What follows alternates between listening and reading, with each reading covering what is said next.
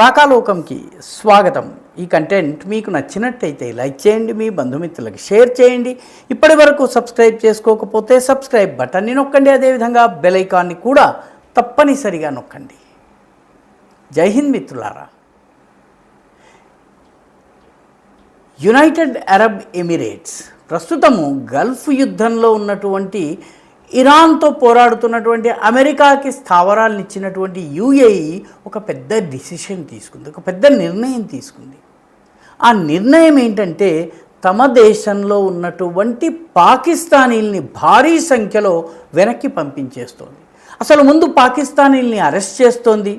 Arrest చేసి వాళ్ళని కొట్టి వాళ్ళ నుంచి సమాచారాన్ని రాబట్టి వాళ్ళ పూర్వాపరాలు తెలుసుకుని ఆ తర్వాత వాళ్లకు ఉన్నటువంటి బ్యాంక్ అకౌంట్లని ఫ్రీజ్ చేసేసి వాళ్ళు సంపాదించి జాగ్రత్తగా దాచిపెట్టుకున్నటువంటి నగదుని మిగతా అన్నిటినీ స్వాధీనం చేసేసుకుని వాళ్ళని కట్టుబట్టలతో విమానం ఎక్కించి పాకిస్తాన్కి పంపిస్తోంది. వేరే వేరే దేశాల వాళ్ళని కూడా ఈ రకంగా చేస్తోంది. కానీ అత్యధిక సంఖ్యలో వెళ్తున్నటువంటి వాళ్ళు పాకిస్తానీలు. ఇప్పటి వరకు 15,000 మంది 15,000 మంది పాకిస్తానీల్ని ఈ రకంగా పనిచేస్తున్న చోటే పని పూర్తయి వెళ్తున్న సమయంలో ఒక మైక్ అనౌన్స్మెంట్ వస్తుంది, పలానా అబ్దుల్ రహీం నన్ను వచ్చి కలవాలి అని. అబ్దుల్ రహీం వెళ్ళగానే అక్కడ ఉన్నటువంటి పోలీసులు అతని మీద పడి అతని చేతికి బేడీలు వేసేసి ఇస్లామిక్ పద్ధతులు చాలా ప్రేమగా డీల్ చేస్తారు కాబట్టి తీసుకెళ్ళి జైల్లో కుదేసి లాఠీలతో కొట్టి మొత్తానికి అతని ఆస్తి పాస్తి వివరాలు బ్యాంక్ అకౌంట్లు మొత్తం అంతా తీసుకున్న తర్వాత పాస్పోర్ట్ను కూడా జప్తు చేసుకుని పంపించేస్తున్నారు. మళ్ళీ యునైటెడ్ అరబ్ ఎమిరేట్స్కి రావద్దు అని చెప్పి మరీ పంపిస్తున్నారు. 15,000 మంది ఇప్పటి వరకు అయ్యారు. ఈ సంఖ్య పెరుగుతోంది. వేరే దేశాల నుంచి పంపించిన అత్యధికులు పాకిస్తానీల్లో కూడాను షియాలు ఎవరైతే ఉన్నారో వాళ్ళని ఏరి ముందు పంపుతున్నారు. ముందు షియాల్ని పంపుతారు, తరువాత సున్నీల్ని పంపుతారు. కానీ మొత్తానికి పాకిస్తానీలని పంపించేస్తున్నారు. ముందు షియాల్ని ఎందుకు అటాక్ చేస్తున్నారు? యునైటెడ్ అరబ్ ఎమిరేట్స్ అనుమానం ఏంటంటే తమ దేశంలో ఉద్యోగాలు చేస్తున్నటువంటి పాకిస్తానీ షియాలు ఈ దేశంలోని వివిధ స్థావరాల గురించి, వివిధ అంశాల గురించి, వివిధ ఆర్మీ కదలికల గురించి, వీటి గురించి ఇరాన్కు సమాచారం పంపిస్తున్నారు.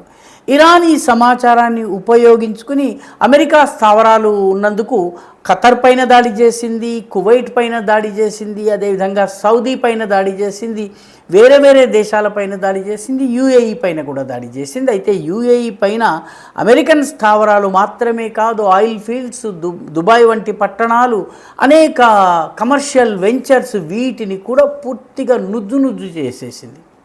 మళ్ళీ రికన్స్ట్రక్షన్ పునర్నిర్మాణం చేయడానికి దశాబ్దాలు పట్టి ఇంతకాలము కష్టపడి బిల్డ్ చేసుకున్నటువంటి ఇకనామిక్ అండ్ కమర్షియల్ బ్రాండ్ని ఒక్క దెబ్బతో కుప్పకూల్చింది. దీని వెనుక పాకిస్తానీ షియాలు ఉన్నారు అన్నటువంటి అనుమానం ఉంది. అందుకనే షియా వర్కర్స్ని ఏరి ముఖ్యంగా అలీ, హైదర్, హుస్సేన్, హసన్, అబ్బాస్ ఇలాంటి పేర్లున్న వాళ్ళని పట్టుకుని తీసుకెళ్తున్నారు. వాళ్ళు షియాలా కాదా తేల్చుకుంటున్నారు. లేదా షియాలకు చెందిన మసీదులకి పొరపాటున ఎవరైనా సున్నీలు వెళ్ళినా కూడాను వాళ్ళను కూడా పట్టుకుని చితకబాది పాకిస్తాన్ నుంచి పంపించేస్తున్నారు. ముస్లింలందరూ ఒకటి అన్నటువంటి ఒక ప్రచారం జరుగుతుంది. వాస్తవానికి షియా ముస్లింల పైన జరుగుతున్నటువంటి ఈ దాడిపైన పాకిస్తాన్ ఇప్పటి వరకు స్పందించలేదు. నిజానికి ఇరాన్ యుద్ధం ప్రారంభమైనప్పుడు పాకిస్తాన్లోని షియాలు దీని పట్ల ఆందోళన వ్యక్తం చేస్తే అసిం మునీర్ ఒక మాట అన్నారు, ఎవరైతే ఇరాన్ని సపోర్ట్ చేస్తారో వాళ్ళు ఇరాన్కి వెళ్ళిపోండి, పాకిస్తాన్లో ఉండొద్దు. ఇదే మాట భారతదేశంలో ఏ అమిత్ షాయో లేకపోతే యోగి ఆదిత్యనాథో అంటే మన అసదుద్దీన్ ఓవైసీలకు పండగ ఇంకా విమర్శల వర్షం కురిపించేవారు. మీకు ఇష్టం లేకపోతే పాకిస్తాన్ వదిలి ఇరాక్కి వెళ్ళండి, షియాలుగా పోరాడండి అని చెప్పి అసిం మునీర్ చెప్పారు. షియాలు కుతకుతలాడారు, మిగతా సమాజం పట్టించుకోలేదు. కాబట్టి ఈ నేపథ్యంలో షియాలకి ఇప్పటికే కోపం ఉంది. దాంతోపాటు యుఏఈ చేస్తున్నటువంటి ఈ ట్రీట్మెంట్ విషయంలో పాకిస్తాన్ మాట్లాడకపోవడం, పాకిస్తాన్ పరిస్థితి అడకత్తెరలో పోక చెక్కలాగా ఉంది. రెండు పిన్సర్ మధ్య ఇరుక్కున్నట్టుగా ఉంది, రెండు వైపుల నుంచి పటకారులో బిగించినట్టుగా ఉంది. ఎందుకంటే ఇటు ఇరాన్కి, ఇజ్రాయెల్కి, అమెరికాకి మధ్యవర్తిత్వం చేసే ప్రయత్నం చేస్తోంది ఇరాన్. పాకిస్తాన్ని నమ్మడం లేదు.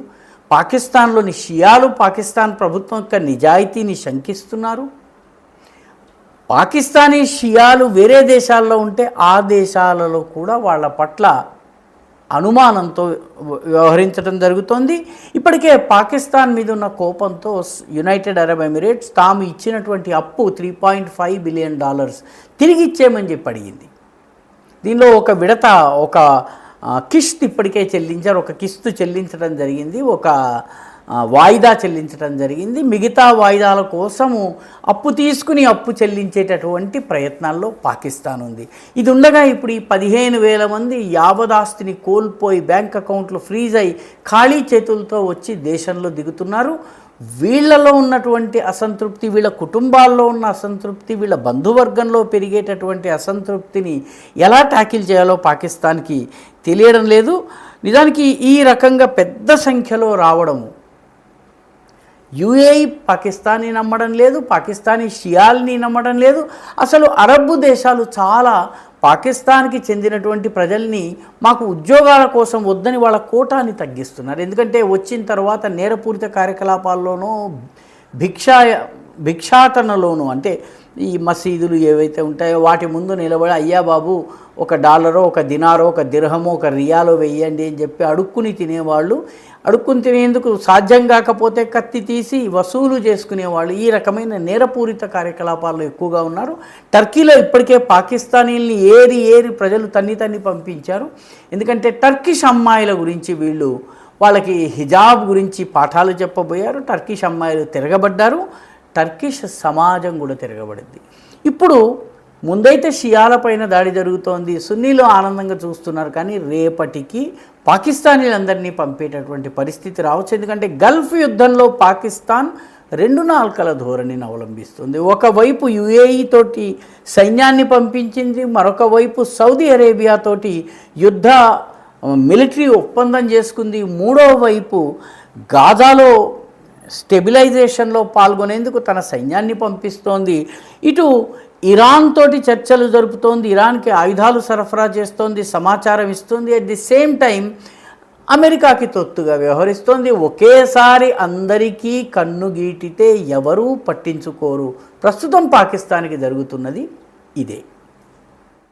ఈ వీడియో మీకు నచ్చినట్టయితే లైక్ చేయండి, షేర్ చేయండి, ఈ ఛానల్కు సబ్స్క్రైబ్ చేయండి. మీ అభిప్రాయాన్ని కమెంట్ల రూపంలో తప్పనిసరిగా పంపించండి.